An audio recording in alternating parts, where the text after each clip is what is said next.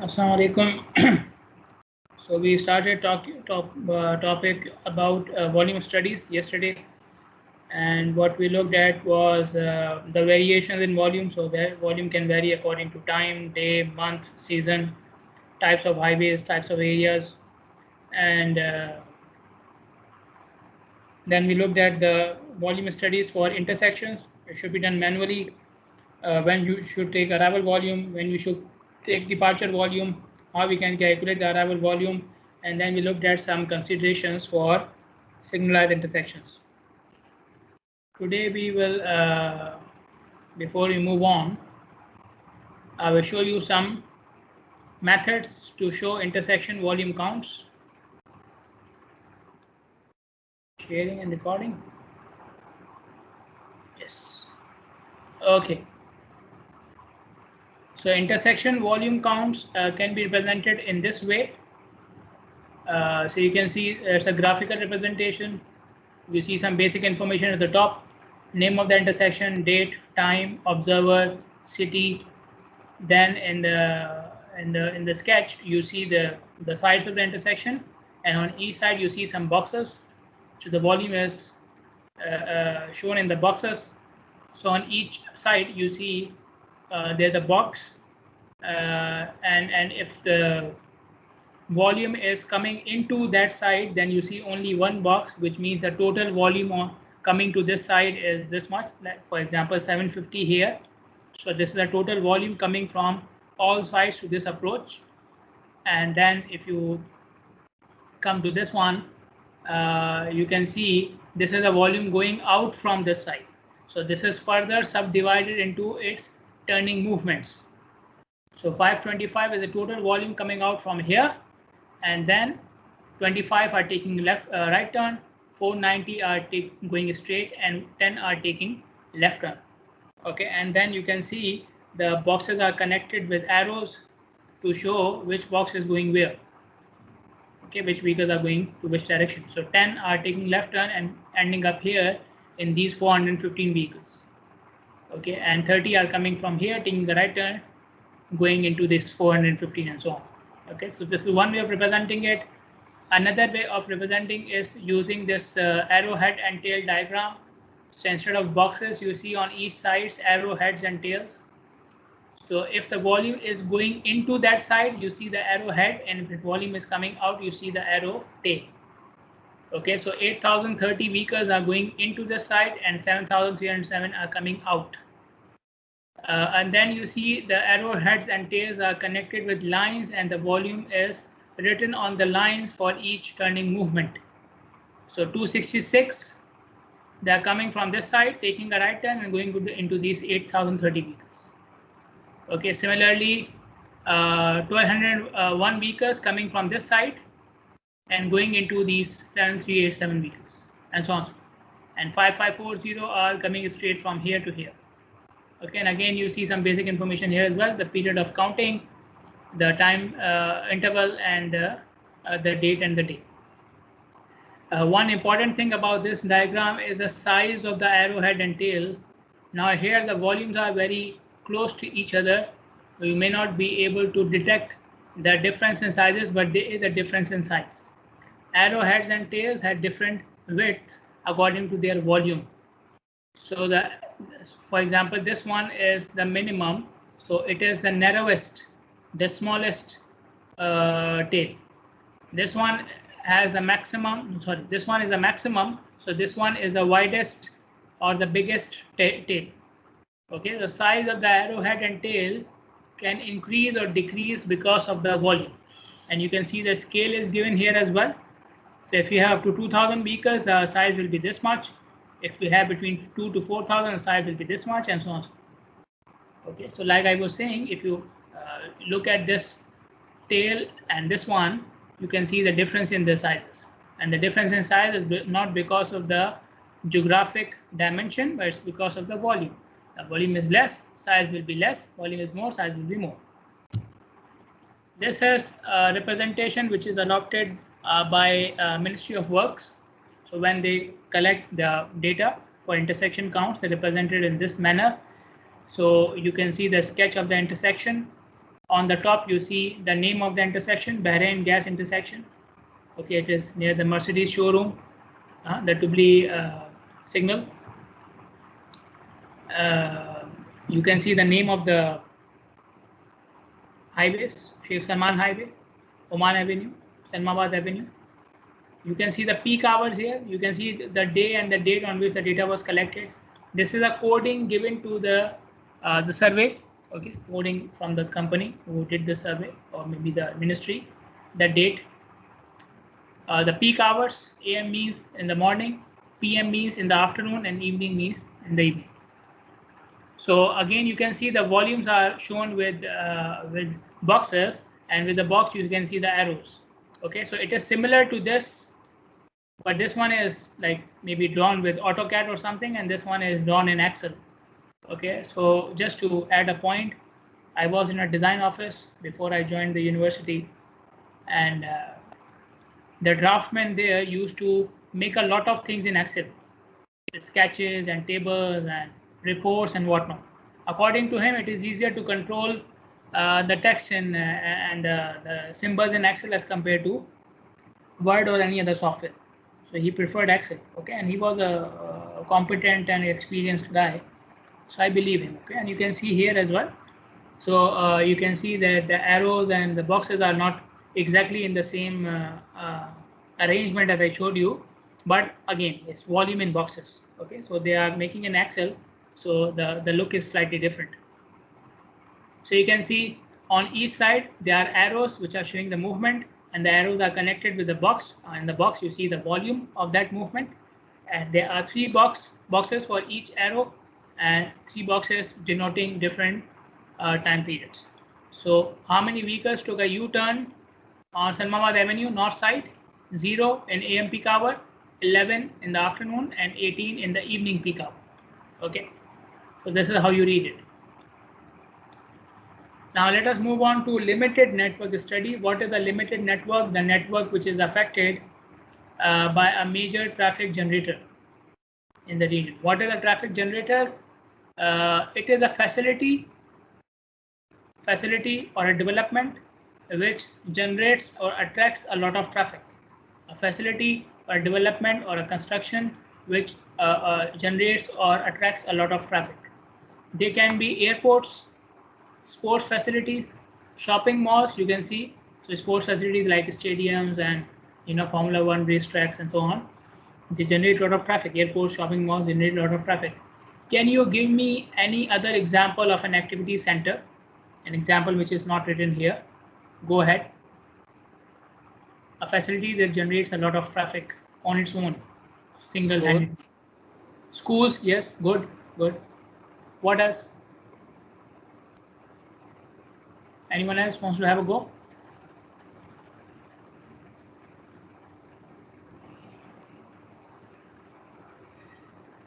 No one? Restaurants. Restaurants, yes. Restaurants, yes. If it's a good restaurant, right? The one which you like. Anyways, so again, you get the point. Okay. These are the facilities which generate a lot of traffic. So the road network around these facilities is having a lot of effect from them. The traffic on these road networks is mainly because of these facilities. Okay, so that's why we call it limited network. So limited network is a road network which is affected by a single facility, or the traffic on that road network is part of that, or the traffic on that road network is mainly coming for that facility. Okay, so you can understand in two different ways. Okay, the network is affected by the facility, or the facility is generating the traffic which is on the network. Now, a network means lots of streets and highways and segments and intersections. Okay, so we are not talking about one or two locations, we are talking about many locations now. So if you want to collect data for the entire network, you will need a lot of men if you want to do it manually.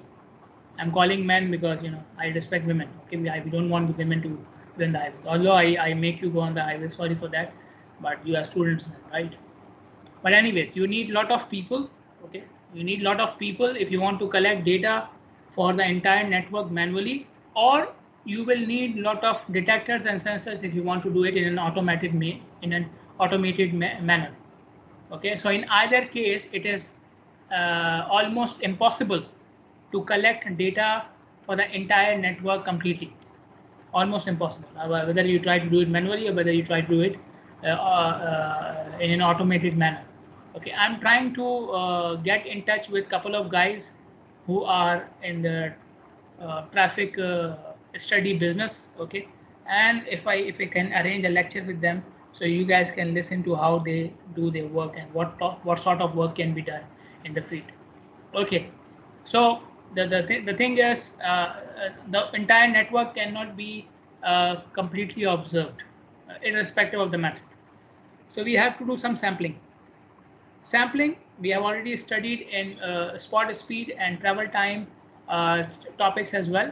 Sampling means you take data of a sample, and from that data you try to estimate about the population.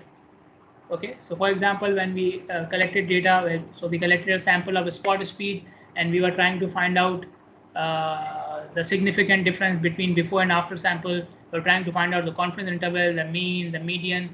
Okay, so we are doing all these things from the sample. Okay, so same thing can be done for a volume study as well.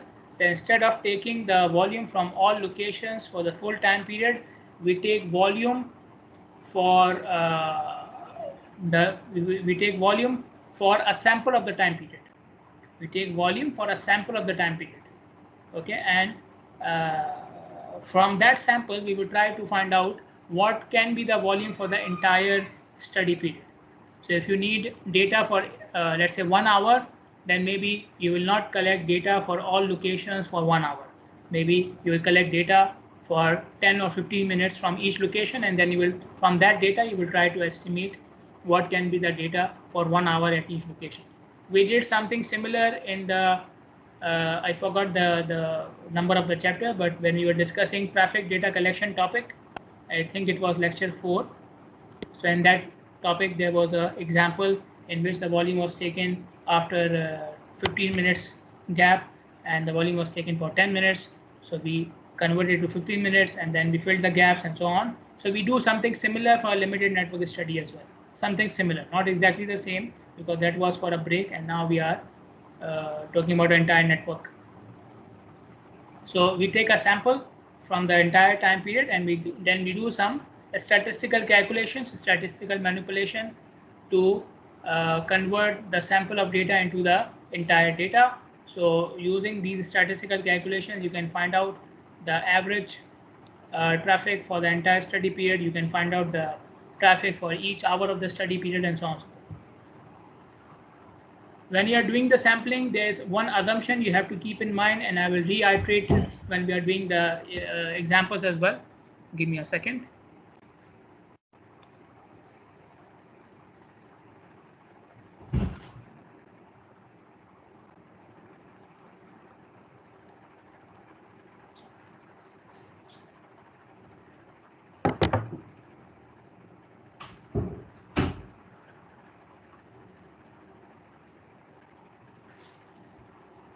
Okay, so I was saying that, yeah, the assumption regarding the sampling. The assumption is that whenever you take a sample, you assume that the remaining part of the population is behaving in the same manner as the sample. For example, I take your test 1 grades. I take a sample from your test 1 grades, and I calculate the mean for the entire class from that sample. Okay. Now for that mean to be accurate, the sample must have the observations from all types of students. So if I only take the top 20 values and I calculate the mean, that will be wrong. That will not be for the entire class. Okay, so to make it for the entire class, I must take some values for the top students, some values for the average students, and some values for the students who are failing as well, right? So we need, so then when you calculate the mean, then it is for the entire population, right? So the sample should have the same distribution as the entire population, as the remaining population. This is our assumption, and this is what you have to keep in mind whenever you are doing sampling or calculating anything from the sample. So for volume studies, our assumption is that the demand of traffic according to time changes with the same pattern on all the for the remaining locations on which you didn't take the sample. Okay, the demand pattern of traffic for the remaining time in which you didn't take the sample is the same as the time in which you took the sample. The pattern of traffic is similar to the time when you have taken the sample. Okay, the pattern of traffic in the time when you didn't take the sample is similar to the point in time when you took the sample. This is our assumption. Okay, so sometimes it may not be the case. Yes, anybody has a question? Yeah, how we can figure that it have similar in the rest of the time? How we can consider it similar? Yeah. Yeah, I'm coming to that. So, for example, you have an entire network, and you feel this part of the network has similar characteristics, and this other part of the network has different characteristics. So you take one sample from each part. Then this was what I was telling you at the start. So if you want to, which I give the example of the grades. So I need the sample from all types of students, right? So same thing with the volume study as well, that you need the sample from all types of roads, okay, or all types of locations in the network, okay, to make sure that your sample represents the actual population. Okay, so for example, you feel that there's one part of the network which is similar, there's another part of the network which is similar to each other but different from the other. So you will take sample from part 1 and part 2, different samples. Okay, you will take 2 different samples from different parts of the network. Okay, so we call them sub portions of the network. Okay, so if the entire network you believe is not having the similar demand pattern, then you identify the portion of the network which are similar to each other, and you take a sample from each portion. Okay, now sample or the counting can be done in 2 ways. For network studies, counting can be done in 2 ways. You can have control counts or coverage counts. Control counts or coverage counts. Control counts means what? The counts which are taken at very few selected representative locations for the entire study period. So for example, you needed the count for 12 hours. So in the entire network, you will select some locations on which the count should be taken for the full 12 hours. Okay, and again, you have to go back to the sampling assumption. So if the entire network is the same, then one control count is enough. If you feel that this portion of the network is different, then there should be a control count on this network, this portion, and there should be another control count on a different portion. Okay, so if you believe that there are sub portions of the network which have different demand patterns, have a control count in each sub portion. Okay, what is the purpose of having a control count? The control count will tell you the variation of traffic in terms of time, because you have the full data, okay, full 12 hours data or whatever time period of data you have collected. So from the full data, you can see how the traffic is varying according to time. Okay, this is the purpose of having control count location. But there are very few, as I said, mainly one for each sub portion of the network, or maybe for the entire network if the network is the same. And then we have the remaining locations. So you had the entire network. From the entire network, let's say you have selected 4 control count locations. The remaining segments automatically become coverage count locations. Okay, so all locations must be observed. Some of them will be observed as control count, which you have to select. The others automatically will become coverage count location. Okay, So on coverage count location, the data is taken for a sample of the time period. Okay, so you need 12 hours of data. From the 12 hours, on each coverage count, you may be spending half an hour or 40 minutes or 1 hour. You select as per your own judgment and convenience. There are some guidelines. I will talk about it with an example.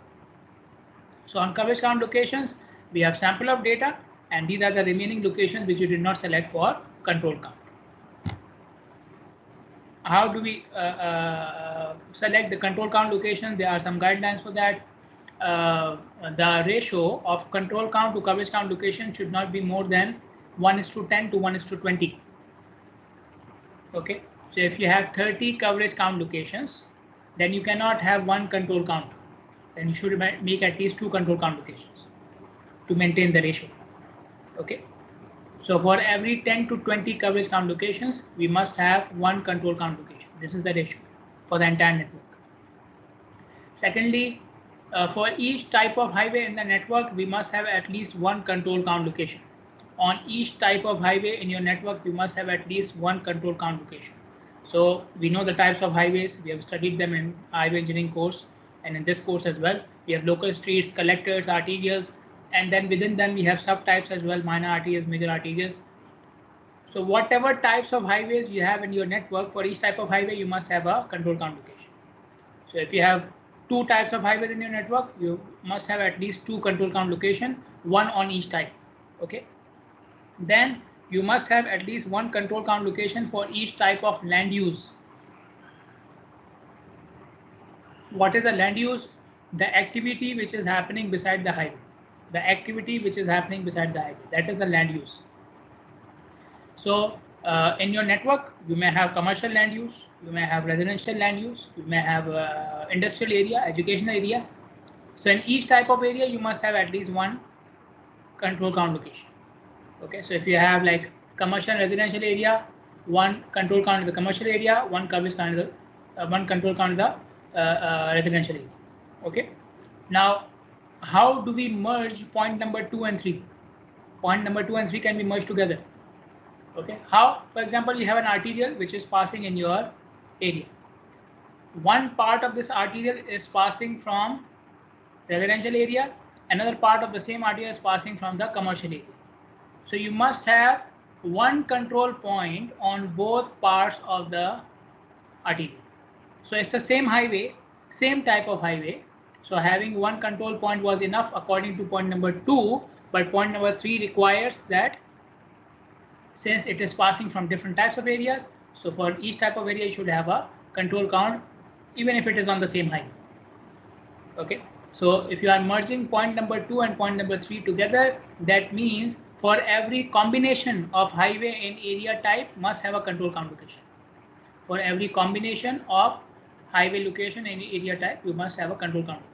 So arterial, residential area, 1 control count location. Arterial, commercial area, another control count location. Arterial, industrial area, another control count location, and so on. Count should be taken in mid blocks. Mid blocks means the segment within between the intersections. Segment within the between the intersection, between 2 intersections. Okay, so it's an American terminology. They call it links as well, and sometimes they call it segment as well. So means the same thing. The part of the highway which is between 2 intersections. So control count, coverage count, none of them is taken at an intersection. Both control counts and coverage count locations are at mid blocks. Okay, between the intersections, not at intersections. Okay, and all links, all mid blocks must be counted either as a control count location or as a coverage count location.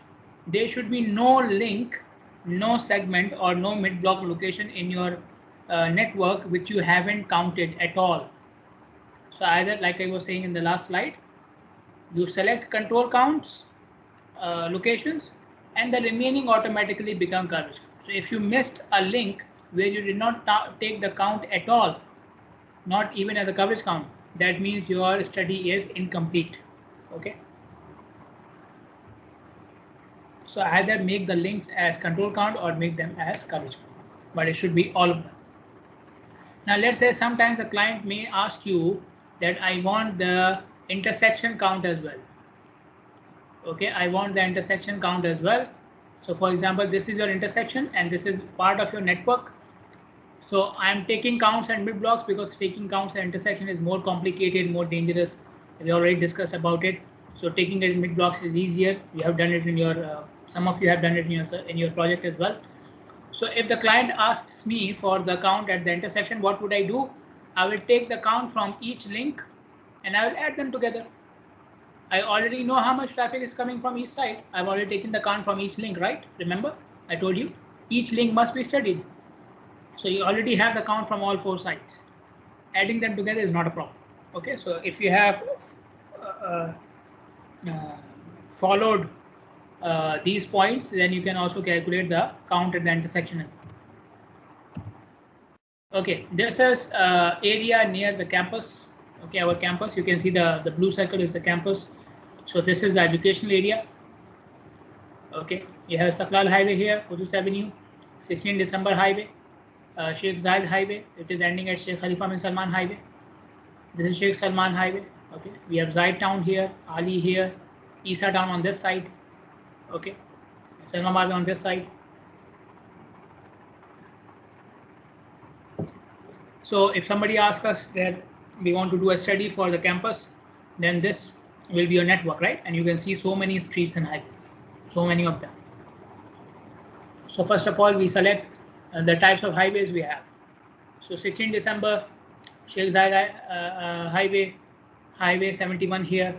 These are all collectors. Then we have local streets, so many of them. I cannot name them all. We have Istiqlal Highway, Sheikh Salman Highway, which are minor arterials. We have Sheikh Khalifa bin Salman Highway, which is a major arterial. Okay, so for example, if you just stop here and you say we have 4 types of highways. 4 types of highways. How many types of areas we have? We have educational area, commercial area, residential area. Let's say we have 3 types of areas. Okay. So some part of Istiqlal Highway is passing through educational area. Some of it is passing through commercial area. So on Istiqlal Highway, we must have 2 control count locations. 16 December, passing through educational area. It's a collector, so we need a control count here. Sheikh Zayed Highway, some part of it is passing through, or it is passing through residential area. So you make another control point here. Okay, although it is collector, 16 December was also a collector, but they are different types of areas. Okay, I'm just giving an example. Okay, don't go in detail and start pointing out my mistakes. Okay, I'm trying to make you understand the reasoning. Okay, then we have major arterials, so make a control count on the major arterial as well. We have local streets, so local streets in education area will have 1 control count. Local streets in commercial area will have another control count. Local streets in this residential area, Ali or Z Town, will have another control count location. Okay, so this is how you decide about the control count locations. Now we will look at one example, and we will solve this example in different ways. We will do it in one way today, and we will solve it by using different methods tomorrow as well, inshallah. So in this example, we have a road network that has 7 links. Out of these 7, you can say one of them is marked as A. So A means it's a control point, control count location, and the remaining 1 to 6 locations are the remaining locations which are marked with 1 to 6 numbers are coverage count locations. So on point A, data will be taken completely, and the other locations I will take a sample of the data. Okay, and you can see all of them are mid blocks and so on. Now we have already discussed how to decide about the control count and so on. Now we will not discuss it again. Okay, these examples are just to show you the calculations. Okay, so I will show you 3 different ways in which you can work on this network, and I will focus on the calculations. So in the first example, for this network, I need 8-hour count, 8 hour meaning 12 noon to 8 p.m. So from 12 p.m. to 8 p.m. I need the count for a typical weekday. Typical weekday means any weekday of the week. Okay, and typical is mainly taken in the middle 3 days. The middle 3 days. So if you talk about our case for Bahrain, the middle 3 weekdays are Monday, Tuesday, and Wednesday. Okay, because Sunday they say that people are still having a hang of the vacation, the holiday, and on Thursday they are too on Thursday they are too excited for the holidays. Okay, so they are not typical. Typical is in the middle. Now the problem, again, this is just for this example. Okay, so the limitation for this example is that they have only 2 field crews, or they have only 2 sets of automated counters. Field crews means field teams which can collect the data. So they have 2 teams or 2 sets of counters. So at a time they can collect data from 2 locations. They can collect data from 2 locations.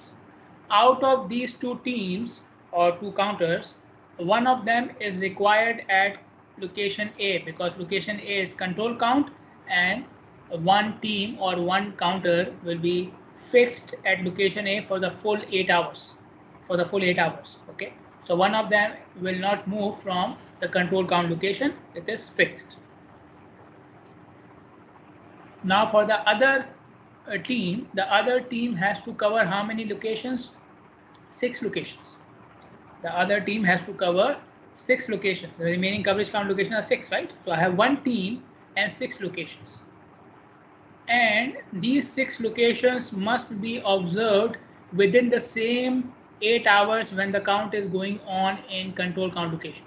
This is an extra point which you can note down, that there should be some overlapping in the observation period of the control count and the coverage count locations. So you cannot do, okay, I will observe coverage count location, or I will observe control count location today, and I will finish coverage count locations tomorrow. No, they should be done parallel. They should be done parallel.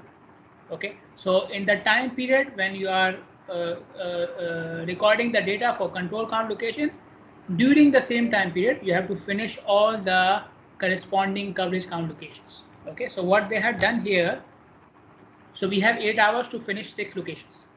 8 hours because the count is going for 8 hours on the control count. So we have 8 hours to finish 6 locations. So on each location, how much time should be spent? You decide according to that. The main aim, finish 8 locations, finish 6 locations in 8 hours in this example. Okay. You can spend half an hour on each location. You can spend 40 minutes, 45 minutes, 1 hour. Okay. All these values are correct, because with any of these values, you can still finish the count for 6 locations in 8 hours. Okay. So what they have done, they have taken, you can see in this table, the first 2 columns are for the control count location. So this is full 8 hour count. These are 8 values for each hour of the study period. And for the remaining locations, they have decided to spend 1 hour on each location. This is their decision. Okay, if you want, in some other example, you can decide your own time. I told you the limitation. Limitation is complete the location in the time when the data was collected on the control count location. So spending 1 hour on each location means you will cover 6 locations in 6 hours, which is fine. Okay, within the 8 hours you are finishing. Now the data on the control count location is complete. I can find out the 8 hour volume for control count location A without any problem. Add all these values to get the complete data. For the remaining locations, I have 1 hour of data and I have to estimate 8 hours for that location. So for example, location 1, the data is for 12 p.m. to 1 p.m. This is the value. For location 2, data is from 1 to 2 p.m. This is the value, and so on. Somehow I have to find out for each location the data from 12 to 8 p.m. This is given for one specific hour. I have to convert it somehow to full 8 hours for each location. Let us see how we can do that. I'll go to the notebook.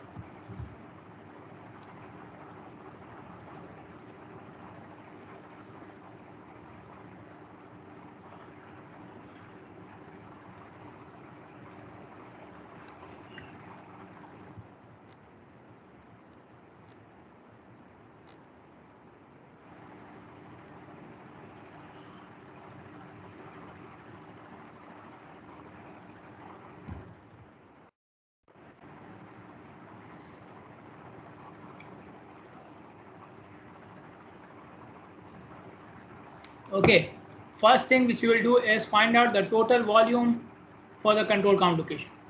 Okay, total volume for the control count location. So give me the 8-hour volume for location A. Tell me. So you have each hour of volume, you add all of them, you get the 8-hour volume. How much is it?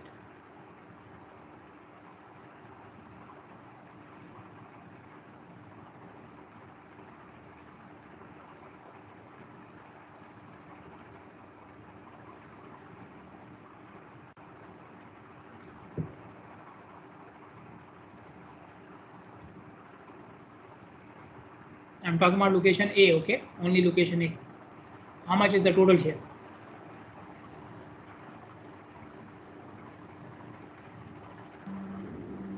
7067. 7067 vehicles, okay? It's not per hour, I just write down vehicles. Now for each hour in which the data is collected, I will calculate the proportion of traffic from total. For each hour, so from 12 to 1, 1 to 2, 2 to 3, for each hour, I will calculate the proportion of traffic coming in that hour. Let me make a table here. And I will call that proportion as the expansion factor.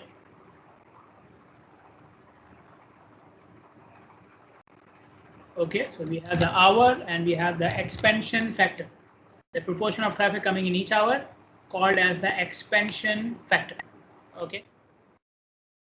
So 12 to 1, total traffic 7067, traffic in that hour 825. So the expansion factor will be 825 divided by 7067.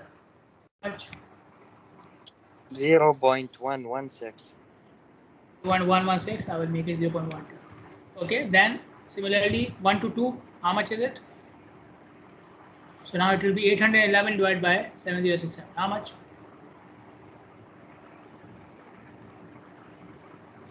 0.11. 0.11. Okay, go on.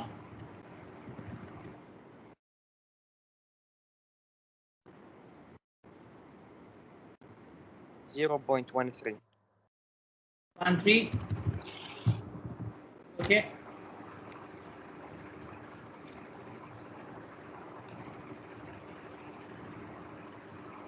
0.14.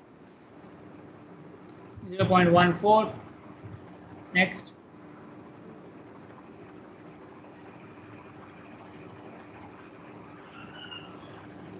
0.15. Okay.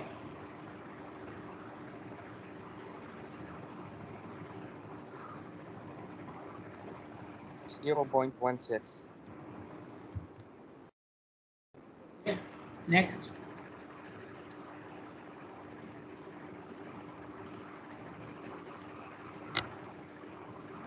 0.13.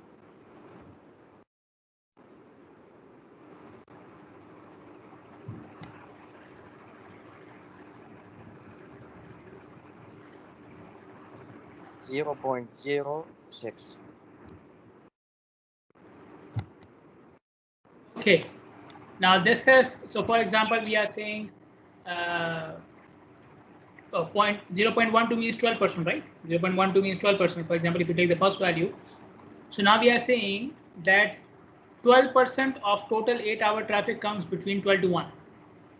And 11% of total 8-hour traffic comes between 1 to 2, and so on. Now, what did we discuss about the sampling assumption? Assumption is that if this is the trend of traffic on control count, then for the remaining points, it is the same trend. Okay, so 12% traffic on all the points is between 12 to 1. For all the points, 12% of total 8-hour traffic comes between 12 to 1, and so on. So, for example, if you look at point location 1, the data is taken between 12 to 1. So this is the 12% of total, right? This is what we assume. 12% of total, 0.12 of total. So I have the 12% and I want to know the total. So I will divide it with the expansion factor, right? So if you have the data for that hour and you want to calculate the total, then you will divide it with the expansion factor. Okay, why? I told you the logic. The logic is that we already know the proportion of traffic coming in that hour out of total from the control count, and we have already assumed that it will be the same for other points as well, because it is the same portion of the network. So, and this is our sampling assumption. So if you have the count for that hour, then you divide with the expansion factor of that hour, you will get the total count of the 8 hours. Okay. So I'll make another table here.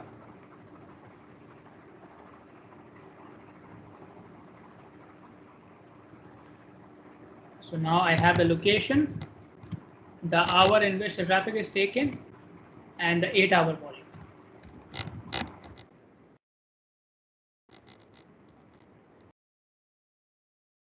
Okay. For example, location 1, data is taken between 12 to 1. The value is 12 to 1. Okay. The value is 840, and this is 0.12 of total. Okay. So 840 divided by 0.12. How much will it be? 7,000. 7,000.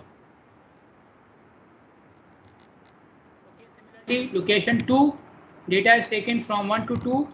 The value is 625 divided with the expansion factor of 1 to 2. How much? 5682. 5682. 2. Okay, location 3, data between 2 to 3, 600 value, expansion factor of 0.13.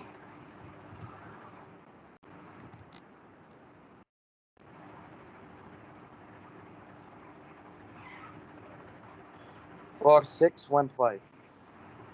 4615. Okay, location 4. Now be careful here. They had 6 locations and 8 hours. So 2 hours they did not collect the data. So from 3 to 4, no data is collected. See here, 2 to 3, then you have 4 to 5 direct. Okay, so 3 to 4, no data was collected, which is fine. We were trying to cover all the locations. Okay, we covered it in 6 hours. Now 4 to 5, use the value and the expansion factor of 4 to 5. How much?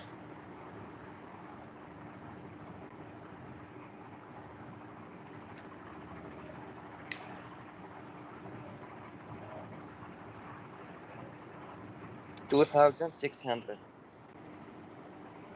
4,600 or 2,000? 2,000. 2,000, yes. Location 5, data is collected 5 to 6 p.m.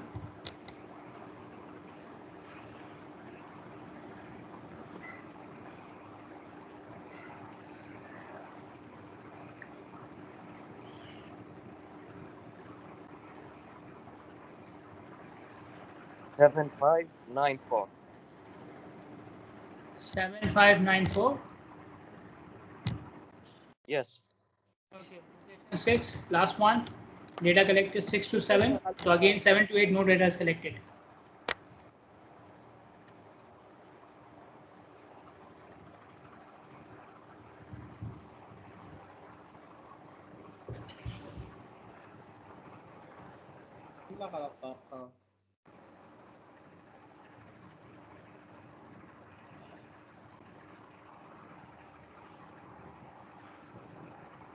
Yes, 1440 divided by 0.13. 11077. وش قالت كنت الو Okay. غلط لا غلط Is wrong.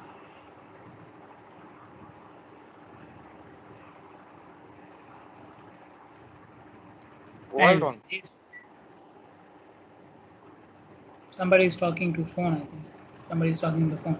Anyways, let's say your client also demands that you calculate peak hour volume for each location. So he said, give me total 8-hour volume, and now also give me peak hour volume for each location. How to do that? Now again, for the control count location, no problem. From the 8 hours, you can see which hour has the maximum, and that is the peak hour, and you can see the volume as well. So 5 to 6 p.m. has the maximum value, which is 1153.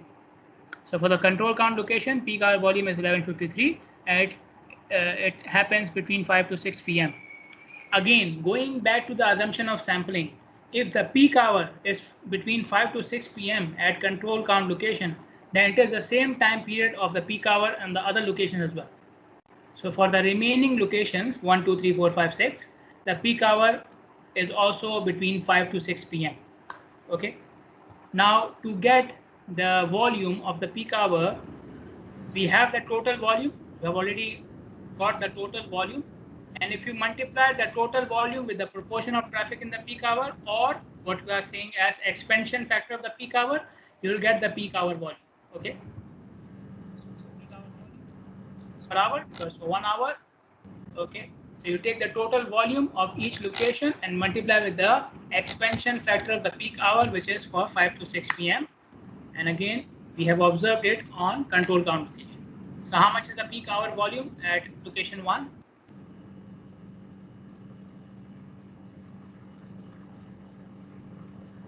1120. 1120.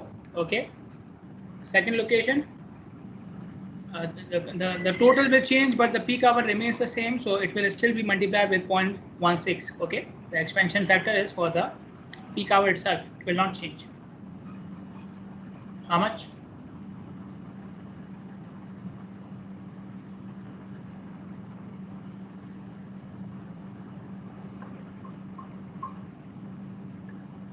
$909.12.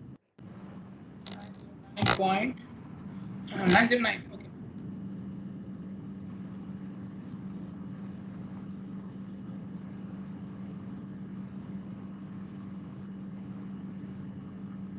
Next. 738. 738. Next.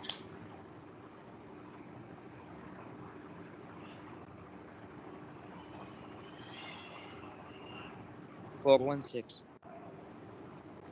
416.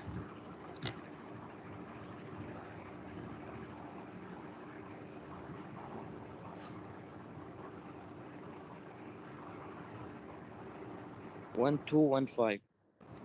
1215, which is the volume which you observed at this location, because the volume actually was observed in the peak hour itself. Okay, so obviously you will get the same value. Okay, last one. 1772. 1772. Okay, so this is it, and we will do some more calculations for the same example tomorrow, inshallah. If you have any questions, let me know.